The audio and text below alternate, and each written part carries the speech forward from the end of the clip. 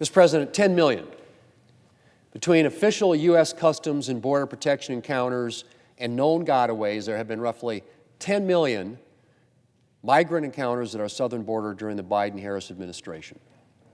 Now, to put that number in perspective, that's roughly 10 times the population of my home state of South Dakota. 10 million is larger, I should say, than the population of Colorado. It's larger than the population of Tennessee.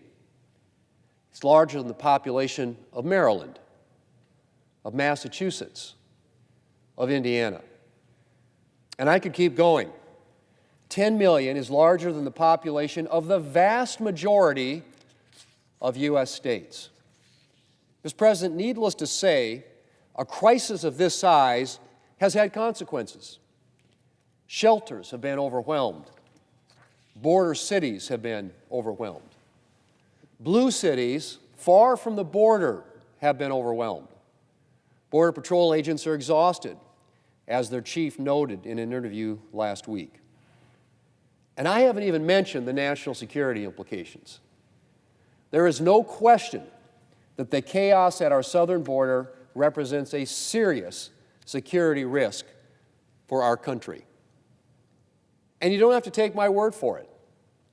The Department of Homeland Security's 2025 threat assessment notes, and I quote, "Over the next year, we expect some individuals with terrorism ties and some criminal actors will continue their efforts to exploit migration flows and the complex border security environment to enter the United States," end quote. That, Mr. President, is from the Biden Department of Homeland Security's 2025 threat assessment.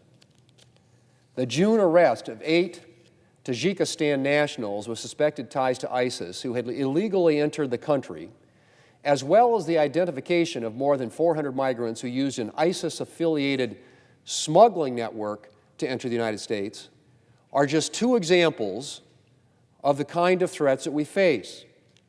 And then there's the fact that chaos at the border creates opportunities for cross-border illegal activity, like the deadly trade in fentanyl, which affects communities around our country. My state of South Dakota is about as far away from the southern border as you can get, but law enforcement officials consistently tell me that the illegal drugs that they're dealing with have entered the country across our southern border. Mr. President, 4 years of record-breaking illegal immigration at our southern border under the Biden-Harris administration. 10 million encounters. And those are the migrants that we know of. It has been a dangerous 4 years. But the end is in sight. When President Trump and Republicans take control in January, stemming the flood of illegal immigration will be one of our first priorities. Under Republicans, national security here at home, at our borders and in our communities will be just as important as taking care of our national security priorities abroad. And we're going to start right away with a once-in-a-generation investment in border security and in immigration enforcement here in Congress. Among other things, that package will include substantial resources to increase the number of immigration and customs enforcement officers and Border Patrol agents, increase detention space, and provide the barriers and technology we need to fully secure the border. There's a lot of work to do and a big mess to clean up. A recent article reported that there are around 1.4 million individuals who have been ordered to be deported but are still here in the United States. And most of them are not in immigration custody. And that's just one small corner of the problem.